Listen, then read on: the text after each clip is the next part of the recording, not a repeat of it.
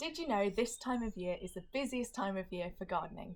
I don't know if it's the longer days or the promise of summer just around the corner, but we are renowned for becoming green-fingered in this spring season. Trimming back last year's growth ready for buds of new life, or tidying up the borders of our lawns for dinners outside, and even planting vegetable patches and flower beds with the hope of beauty and harvest in the near future. There's something about this time of year which reminds us daily of what change, growth and splendour can be achieved through even just the smallest act of planting a seed. Have you ever seen those stands in supermarkets with all the different packets of different varieties of seeds? There's so many. You could plant flowers, you could plant fruit, you could plant vegetables, even trees.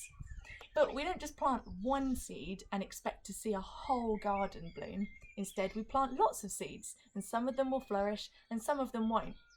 The point is, if we want to see fruit in the summer, we have to plant generously in the spring. When we plant generously, we can expect to see big things, big blooms, big vegetables, big fruit. And the same can be said for our Christian faith.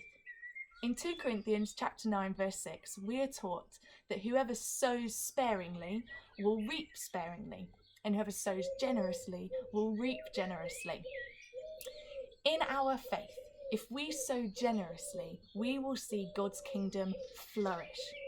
This sowing can be through giving, either financially or through time in service. However we sow can take many different forms, but so long as it is generous and freely given, God will use it to flourish his kingdom. Our God is so big, so mighty, and so magnificent that we don't sow because we need anything. He gives us more than enough in this life.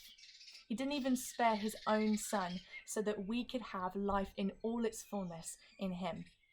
So even when it feels like we don't have much to give, there is always enough to give generously. If we look through scriptures, we can even see examples like the 5 loaves and 2 fish. What seemed like a small offering in comparison was huge for that boy that gave.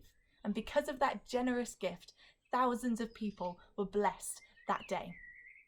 In 2 Corinthians chapter 9, Paul is boasting of the helpfulness and charity of the people in Corinth and Macedonia. And because of their generosity, other believers were blessed.